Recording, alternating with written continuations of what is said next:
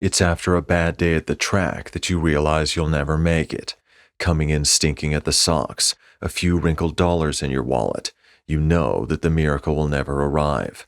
And worse, thinking about the really bad bet you made on the last race on the 11 horse, knowing it couldn't win. The biggest sucker bet on the board at 9-2. All the knowledge of your years ignored. You going lip to the $10 window and saying, 11 twice, and the old gray-haired boy at the window asking again, 11? He always asks again when I pick a real bad one. He may not know the actual winner, but he knows the sucker bets, and he gives me the saddest of looks and takes the 20. Then I go out and watch that dog run last all the way, not even working at it, just loafing as your brain starts saying, what the fuck? I gotta be crazy. I've discussed this thing with a friend of mine who has many years at the track. He's often done the same thing, and he calls it the death wish, but that's old stuff. We yawn at the term now, but strangely there's still some basis in it. A man does get tired as the races progress, and there is this tendency to throw the whole game overboard. The feeling can come upon one whether he is winning or losing, and then the bad bets begin. But I feel a more real problem is that you actually want to be somewhere else, sitting in a chair reading Faulkner or making drawings with your child's crayons. The racetrack is just another job, and a hard one too. When I sense this and I am at my best, I simply leave the track. When I sense this and I am not at my best, I go on making bad bets. Another thing that one should realize is that it's hard to win at anything. Losing is easy. It's grand to be the great American loser. Anybody can do it. Almost everybody does. A man who can beat the horses can do almost anything he makes up his mind to do. He doesn't belong at the racetrack. He should be on the left bank with his mother Easel, or in the East Village writing an avant-garde symphony, or making some woman happy, or living in a cave in the hills. But to go to the racetrack helps you realize yourself, and the mob too. There's a lot of murky downgrading of Hemingway now by critics who can't write. An old Ratbeard wrote some bad things from middle to end, but his head was becoming unscrewed. And even then he made the others look like schoolboys, raising their hands for permission to make a little literary pee-pee. I know why Ernie went to the bullfights. It was simple. It helped his writing. Ernie was a mechanic. He liked to fix things on paper. The bullfights were a drawing board of everything. Hannibal slapping elephant ass over mountain, or some wino slugging his woman in a cheap hotel room. And when Hem got into the typewriter, he wrote standing up. He used it like a gun, a weapon. The bullfights were everything attached to anything. It was all in his head like a fat butter sun. He wrote it down. With me, the racetrack tells me quickly where I am weak and where I am strong, and it tells me how I feel that day, and it tells me how much we keep changing all the time, and how little we know of this. In The Stripping of the Mob is the horror movie of the century. All of them lose. Look at them. One day at a racetrack can teach you more than 4 years at any university. If I ever taught a class in creative writing, one of my prerequisites would be that each student must attend a racetrack once a week and place at least a $2 win wager on each race. No show betting.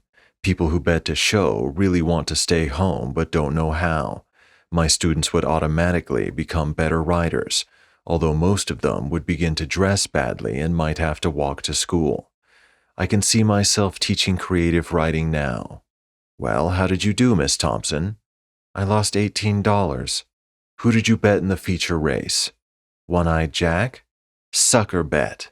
The horse was dropping 5 pounds, which draws the crowd in, but also means a step up in class within allowance conditions.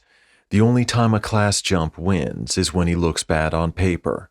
One-Eyed Jack showed the highest speed rating, another crowd draw, but the speed rating was for 6 furlongs, and the 6 furlong speed ratings are always higher on a comparative basis than speed ratings for route races. Furthermore, the horse closed at 6, so the crowd figured he would be there at 1 1/16. One-Eyed Jack has not shown a race around in 2 curves in 2 years. This is no accident. The horse is a sprinter and only a sprinter. That he came in last at 3-1 should not have been a surprise. How did you do?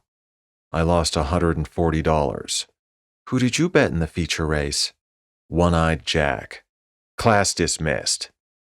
Before the racetrack and before the sterilized, unreal existence of the TV brain suck, I was working as a packer in a huge factory that turned out thousands of overhead lighting fixtures to blind the world, and knowing the libraries useless and the poets carefully complaining fakes, I did my studying at the bars and boxing matches.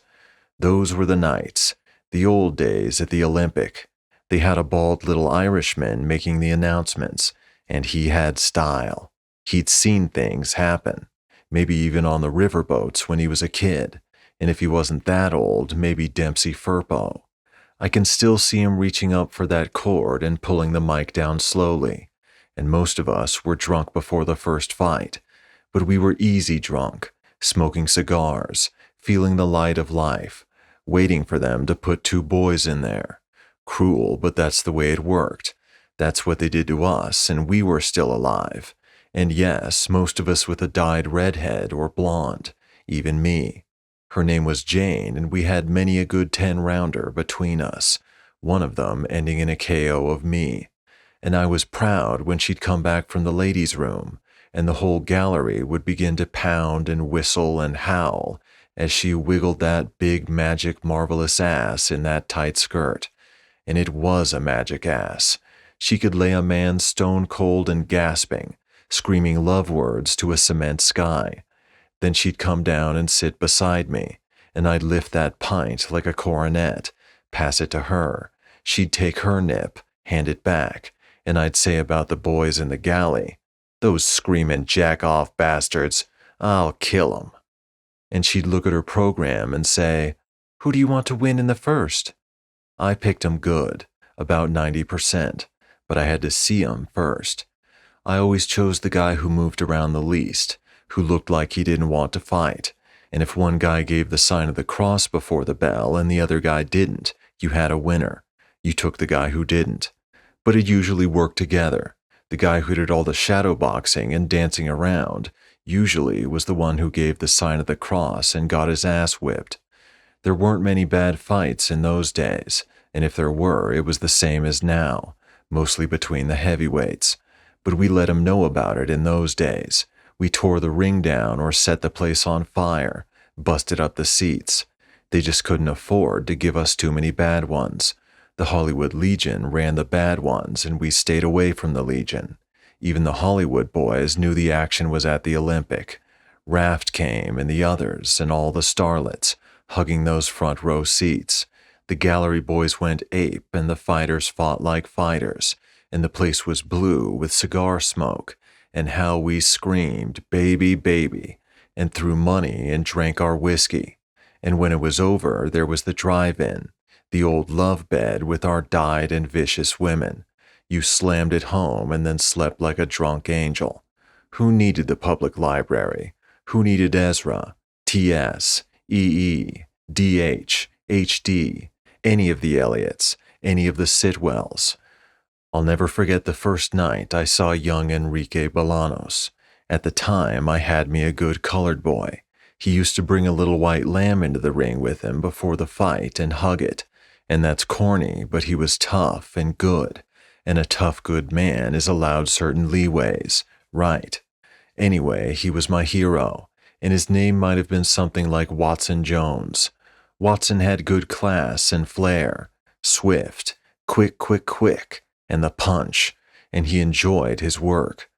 But then one night, unannounced, somebody slipped this young Bolanos in against him, and Bolanos had it, took his time, slowly worked Watson down and took him over, busted him up good near the end. My hero. I couldn't believe it. If I remember, Watson was KO'd, which made it a very bitter night indeed. Me with my pint screaming for mercy, screaming for a victory that simply would not happen. Bolanos certainly had it. The fucker had a couple of snakes for arms, and he didn't move. He slid, slipped, jerked like some type of evil spider, always getting there, doing the thing. I knew that night that it would take a very excellent man to beat him, and that Watson might as well take his little lamb and go home. It wasn't until much later that night, the whiskey pouring into me like the sea, fighting with my woman, cursing her, sitting there showing me all that fine leg, that I admitted that the better man had won. Bolanos, good legs. He doesn't think, just reacts. Better not to think. Tonight the body beat the soul. It usually does. It usually does. Goodbye, Watson. Goodbye, Central Avenue. It's all over. I smashed the glass against the wall and went over and grabbed me some woman. I was wounded. She was beautiful. We went to bed. I remember a light rain came through the window. We let it rain on us. It was good. It was so good we made love twice, and when we went to sleep, we slept with our faces towards the window and it rained all over us. And in the morning, the sheets were all wet, and we both got up sneezing and laughing. Jesus Christ! Jesus Christ! It was funny. And poor Watson laying somewhere, his face slugged and pulpy, facing the eternal truth, facing the 6-rounders, the 4-rounders, then back to the factory with me, murdering 8 or 10 hours a day for pennies, getting nowhere, waiting on Papa Death, getting your mind kicked to hell and your spirit kicked to hell. We sneezed. Jesus Christ! It was funny, and she said, "You're blue all over. You've turned all blue. Jesus, look at yourself in the mirror." I was freezing and dying, and I stood in front of the mirror, and I was all blue. Ridiculous. A skull and shit of bones. I began to laugh. I laughed so hard I fell down on the rug, and she fell down on top of me, and we both laughed, laughed, laughed. Jesus Christ, we laughed until I thought we were crazy. And then I had to get up, get dressed, comb my hair, brush my teeth. Too sick to eat. Heaved when I brushed my teeth. I went outside and walked towards the overhead lighting factory. Just the sun, feeling good. But you had to take what you could get. You have been listening to Goodbye, Watson by Charles Bukowski. Read by Edward Cabras.